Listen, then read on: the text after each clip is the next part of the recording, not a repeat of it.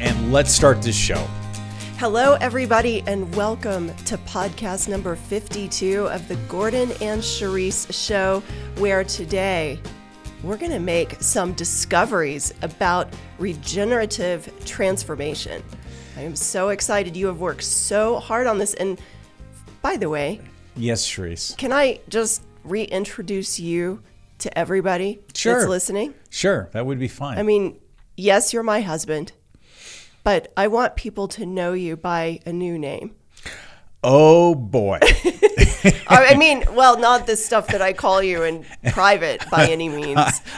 Hold on. You're giving me a new name right now? Well, you initially called me a doggy on a previous podcast.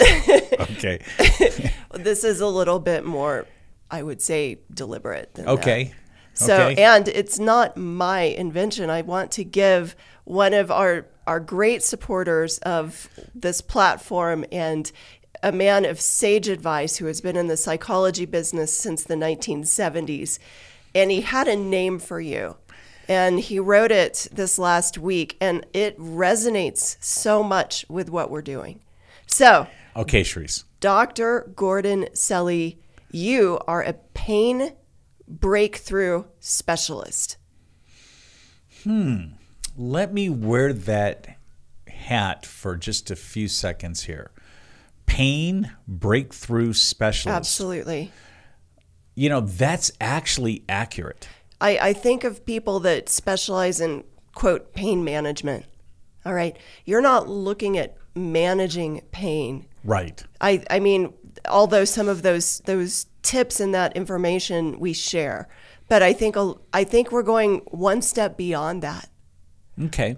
One step beyond that, where we can experience as a community a breakthrough. This is not about our story, although we may weave some of our story into this, but it's about how to make you, who is listening today, a hero in your own pain story, to have a breakthrough in the pain that you're going through. A better living breakthrough. The pain cannot remain as the monster who keeps you shackled and sitting in a corner, sucking your thumb, not being able to have any hope. And this message that we have is a very inspiring message. It's a message that's allowing people to go ahead and move forward with their lives. It's critical. To move forward without waiting. Right. There's an urgency, and that's going to be part of the message today. So I don't want to give away all the pearls. We won't give it away. You've worked too hard on this message. I'm not going to spoil it for you. Okay, so let's get started. The discoveries of regenerative transformation. I want you to say that word 5 times, Cherise. No, regenerative. Don't. I was practicing it before we went live here on the air, and I was like, oh no, I'm gonna really have to practice it. Okay, let's get to topic number 1. Mm-hmm. Transformation and suffering usually work together. So the paradox begins. The paradox begins. Most people think, holy cow, I've gone through suffering. I'm starting to understand the meaning of suffering. I'm just going to set suffering aside and walk now into transformation. And the truth of the matter is, as we get deeper or dive into the deeper waters of transformation, the reality is that transformation and suffering are conjoined. Yes. You can't separate them. And it seems unfortunate. It seems unwelcome. It's uninvited to our human nature. Mm-hmm. We don't want any part of this suffering, okay? But nonetheless, these painful challenges that we have are actually catalysts, okay, that help us to grow our inner life and move into this fancy word of regeneration. In other words, we are now becoming new, and hopefully it's in the respect of growing in the image of God. Well, that's where the real power is. That's the reason why we are becoming new. Yes, it is. The one entire full reason. Right.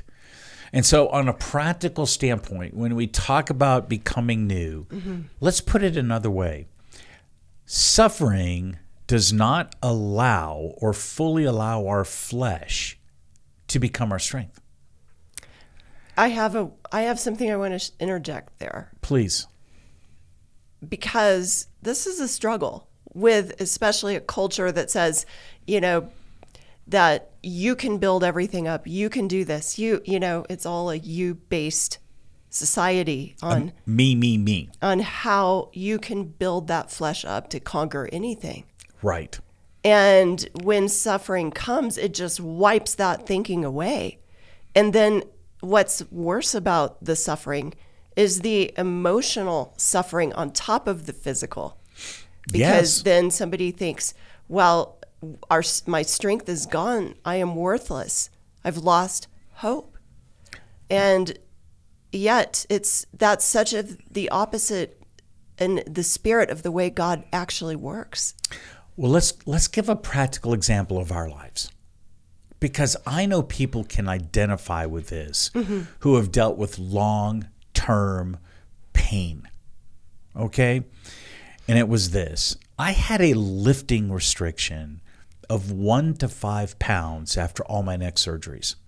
I mean, I didn't even lift a gallon of milk, no luggage, no you groceries. Would try to sneak it in sometimes, and then Absolutely, we got would. into fights about that. Well, you were overprotective, but here's what we did. The kids, our 2 boys, Christopher and Jake, they would help carry our groceries, eat from the car into the home. And if we were in the store, from the store to the car. And what we did was this. It was understanding, because suffering had taken away any semblance of having strength in our flesh or bodies. Yes. Okay? Yes. So what happened was this. I had to do this. I had to learn how to look at the simplest tasks differently. So step 1 was this. I had to shed pride about being self-sufficient, even when it didn't seem fair. Can I say that it took a real hero to receive somebody carrying your groceries? It did, but it also took a mental reconstruction, looking at things differently. Yes. So what I did was this. I had to learn how to inspire others out of my total weakness. And then I had to make new ways to handle the simplest of tasks, the simplest of things. So what it did was it actually grew me in a leadership style, and it allowed me to have a renewal of my mind. And then my kids, they benefited by being more accountable, responsible, looking to their dad, looking at authority, doing things that are in alignment to their own moral development, as well as starting to understand spiritual things and looking at leadership styles a little bit differently. So by not fully allowing our flesh to become our strength, okay, I was developing, and God was growing us as a family into becoming new, taking a new approach to things. It is amazing to me how our boys had such deep, resilient, and they were so aware. They were just aware of not just you, but it translated into their depth with other people. Yes, it did. Because they were empowered to be young leaders and to help, and they could make a difference in the family, and they became very aware that it wasn't just about them. And so it broke that kind of youthful entitlement very early in their lives. But I'll tell you, they're great men. From what they've endured, they've become great men. Very proud of both of them. Very proud of both of them. And some of those lessons were learned through the suffering context. Now, as we move on, okay, and we're diving into the deeper aspects of regenerative transformation, we've also discovered this along the path. And I'm talking about 28 years now, okay? And I'm talking about a lot of time reading scripture, a lot of time processing, a lot of time of practically walking things out and saying, hey, listen, I'm going to move beyond pain. Okay, even though pain exists, it doesn't have to carry me. I'm going to move forward, and if it follows me, that's great. If I'm conjoined to it, that's great. But I'm going to follow God. I'm going to follow a direction that is transformation. One thing I've learned is this: when suffering and transformation exist, they also exist not just in life, but they exist in death. And so we're challenged with, where are we going to put our trust? And obviously we put our trust in God, who, this is the part of the message that we're going to talk about later. He is the only one who can successfully raise others from the dead. Yes. No one else can do that. So when I was dealing, especially, and I still deal with it, okay, we dealt with it this last week.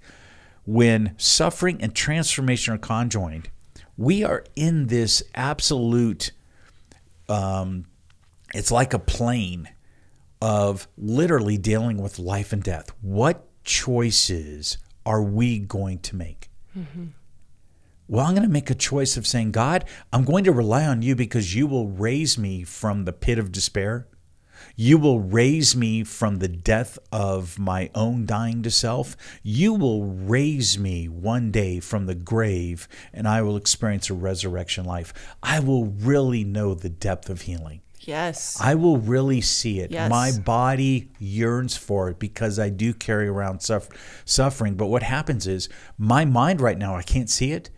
It's being renewed all the time by God in appreciating transformation and looking at the valuable things of life. Yes. Of not saying, hey, listen, I can't lift the groceries. Poor me, 1 to 5 pounds. I wish I could just go back to my former ways.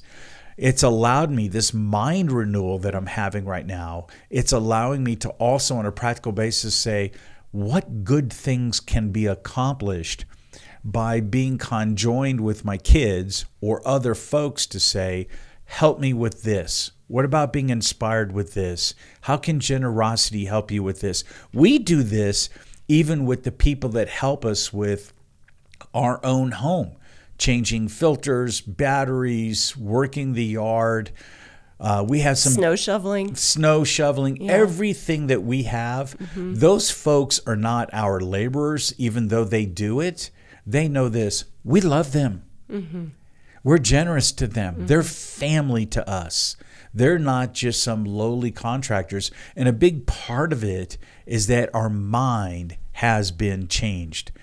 Now, what I'd like to go to is point number 2. So here, point number 1 was this: transformation and suffering usually work together. I would say they always. I don't even know if you need the word usually. Okay, Cherise. Because I just think they do. You can't have one without the other. Right. Well, number 2 topic is? Suffering doesn't go away in transformation. No, it doesn't. So waiting for that moment of, hey, when my suffering goes away, then I'll be transformed, right? Right. It's always a repetitive cycle. Yes. Wash, rinse, repeat.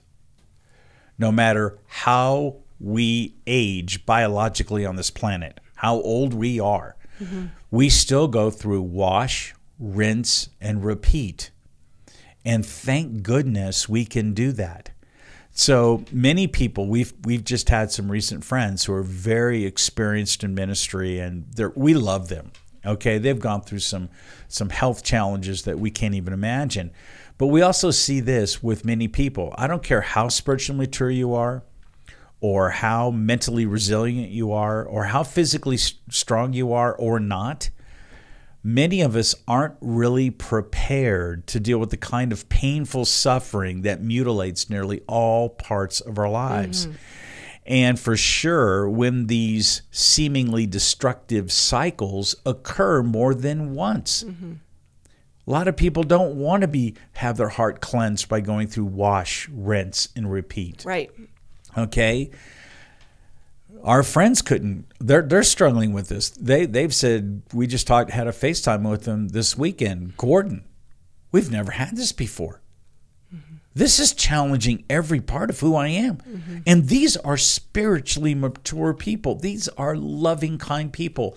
Suffering can take all of us into that pit of experiencing the sober moments about life and death and what we really believe and how we're going to live our lives forward. Okay? One thing you can't do with suffering is this. We talked about it just earlier.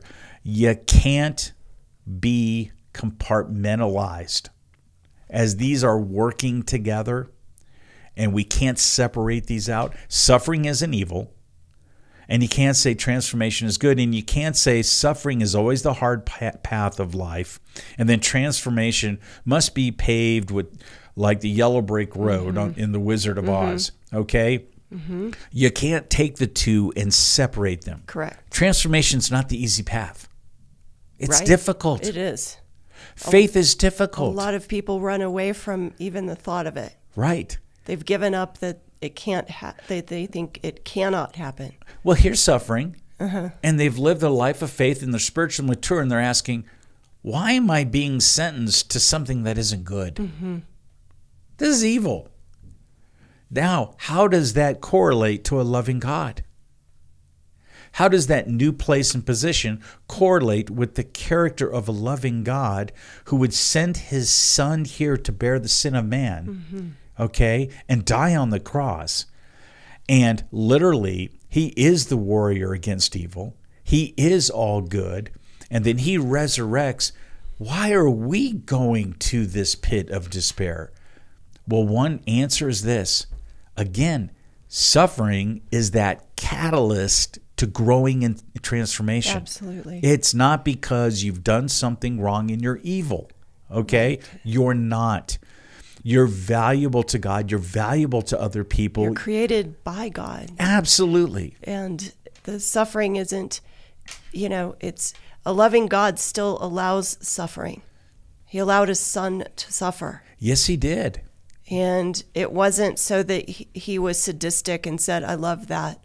It was so that he could first redeem us from ourself. Yes. That we could be saved, that we have that eternal mindset, as you've said in an earlier podcast, to look at the end first, to think about that very end point, which is eternal. Yes. Yes, it is.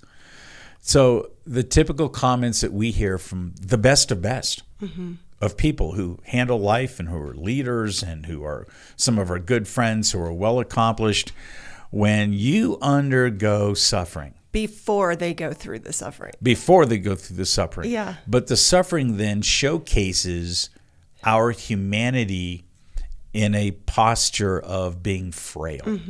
Okay? And then we get questions like, boy, I've never undergone the kind of pain that literally has caused me to do absolutely nothing with my life. Or I now feel completely worthless. I don't know who I am anymore. I can't do the kind of productive work that I used to. I literally have no energy to do anything but simply almost like take a shower, eat some breakfast, and I'm wiped out for the rest of the day. I am so tired. I can't get any energy. And then something as simple as, well, Gordon, we want to renew our mind, but our mind can't tolerate any noises. We can't tolerate excessive light in the room. And basically, we can't deal with any kind of stress because our body and emotions will not cope with it. They will not allow us, okay, to deal with even the simplest of things. And then another common one is, well, I'm under chronic pain and we're being managed, okay? And again, this platform is not managing your pain. It's moving to a better life despite your pain. Exactly. The medications have caused a lot of people to be depressed. They become depressed on a full-time basis, okay? They can't read. They can't concentrate. They can't get enough sleep.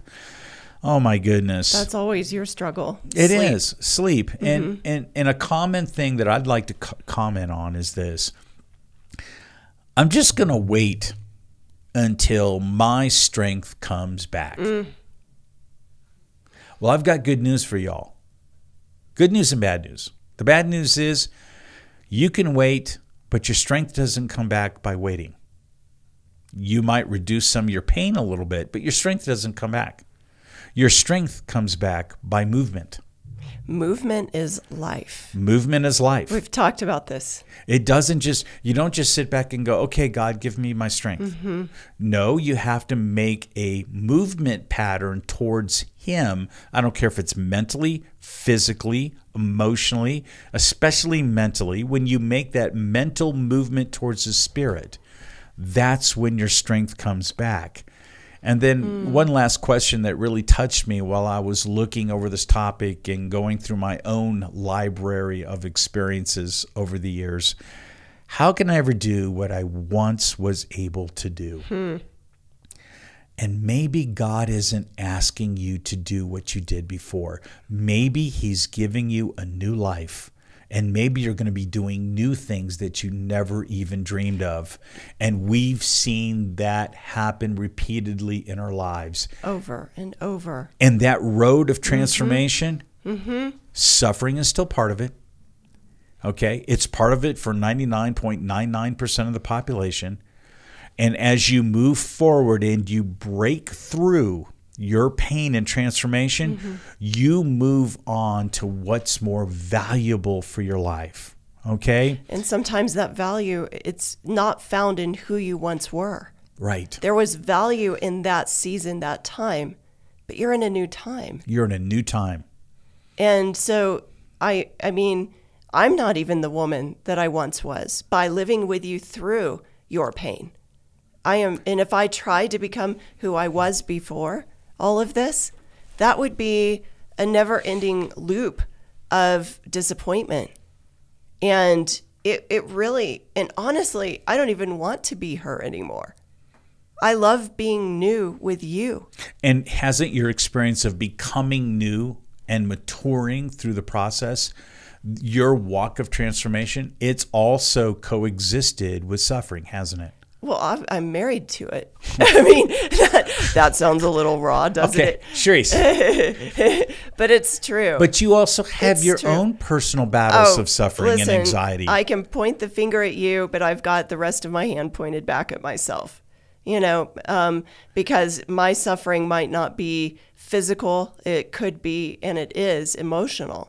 Emotional wreckage, I would say. Yeah, you've had to live with that, haven't you? I had to say Thanks a lot. I am so grateful that we can really just duke it out on this. Well, honey, we're coexisting in transformation and suffering as we do this podcast. So, listen, I know we both are in this to see the regenerative side of God working.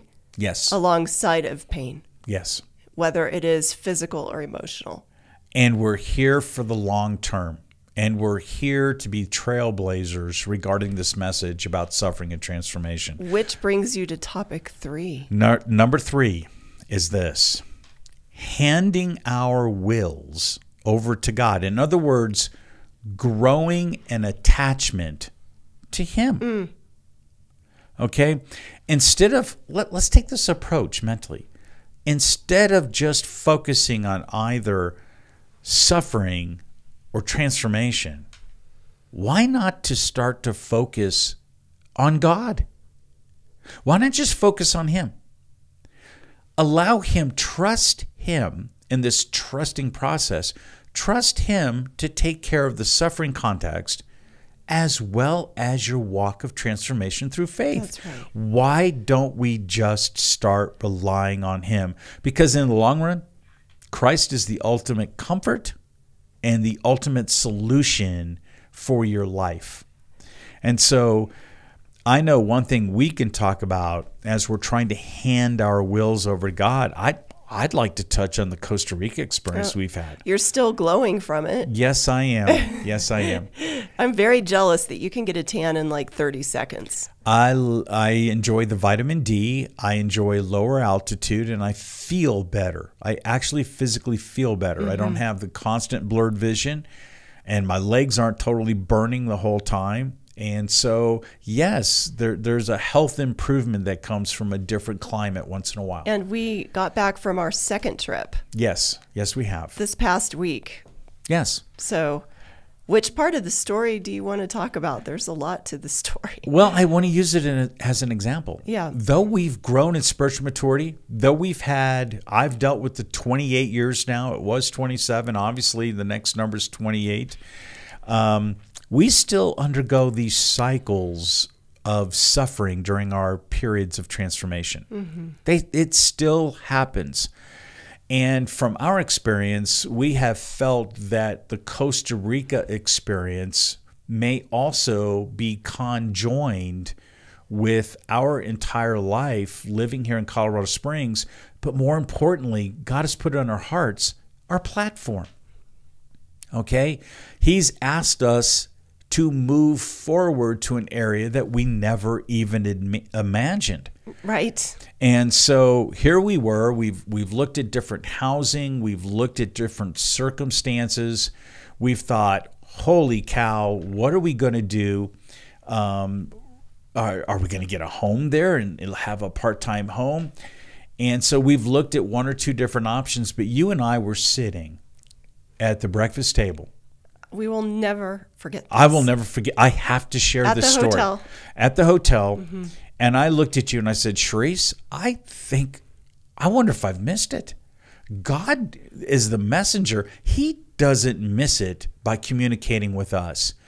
We just felt like options were shut out. Doors were closing. Do we still persevere? Exhausted at that day. Totally exhausted. Yeah. Feeling the pangs of pain and discomfort and more challenges. And we were sitting at the breakfast table just wondering, God, we love you. We believe you're good. Hey, we feel like we've completely missed it. It's that handing your will over to God. Right. Saying, if we've missed it, we surrender. We surrender. Yeah. And before I could even take the cup of coffee to my lips, the hostess came over and said, a friend or another individual. It wasn't a friend. It was somebody that came up to her 15 days before the conversation. 15 days before the conversation. Yep. And she said, I know who you are. It was somebody from America that had checked into the hotel. That had given her our book, Pursue Real Hope. And she said this, I read 3 pages a night, and it is changing my life. And it is giving me so much hope. And you and I just sat there, and the tears flooded both of our eyes. And there was a message from God that said, keep going with the platform. Keep going with what you're doing in your purpose. Right. Because what are the odds? I mean, seriously. A hostess who lives in Costa Rica. We didn't know her either. She did not know her. She was a new one to us. And she's going to become a new friend. Yeah. Okay. What are the chances that a couple from Colorado would be at that resort? That person would have our book, who's reading 3 pages a night, who's also encouraging us to keep going because she's becoming a hero in her own walk of life. Yes. Okay. The chances are what? 1 in millions? I don't even know. And in fact, the table that was sitting next to us, they were also blown away. They were blown away. They couldn't believe it. We couldn't believe it. We had literally, our faces were just A, full of tears, and B, our mouths were kind of open like this. And she was so sweet. She was so humble. She was so shy. She did not even want to approach us, but she got some courage to come up, and we're like, come on, this is just us. We don't want you to feel awkward, or this is just, we want to share with you. Yes, we do. We want to talk. We want to sign the book if you have it. We want to just hear your story. And she was so sweet and so shy, but it was definitely a moment when that intersection of our doubt, the pursuit of God that we've been on, and wondering, did we miss the mark by where we were in that moment? Well, everything that we had tried to accomplish in Costa Rica was, at the moment, the carpet was pulled out from under us. So things were not going the way we thought, But it was going exactly the way God wanted, because that hostess did come in at that moment. Yes. To say, I am working on your behalf. And people, this is not just our story. This is your story. Absolutely. God is working on your behalf. So we're sharing these jewels right now because we were at a place in Costa Rica. It felt like someone had taken sandpaper and rubbed it against our flesh. So here we are in our own walk of transformation. We grow in transformation, but parts of our flesh were growing as well. And it felt like God was taking sandpaper against our flesh, and we didn't understand why. Are we being thrown into a pit of suffering? No, they are together. God's message with that woman who spoke with us was, I love you. Yes. And keep going on this race. And thank you. Thank you. So let's do this. We're going to finish up right now with the thought of the day. Okay? And I know we always have plenty more material, but we'll cover it on the next podcast. What thought do you have for the day for the audience member?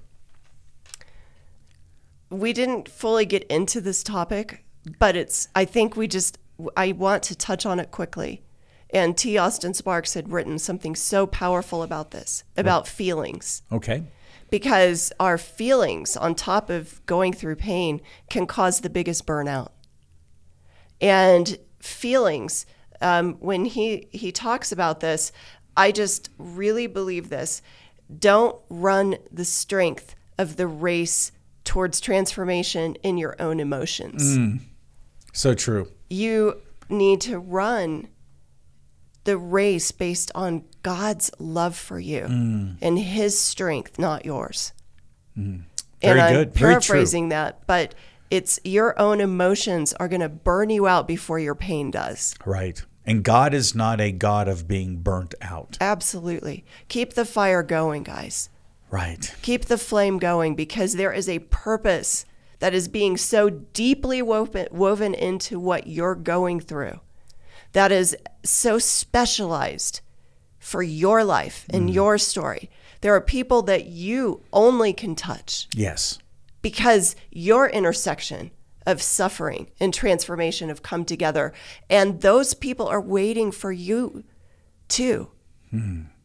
Very good, Cherise. Very good. I'd like to say this, and it's about the heart, okay?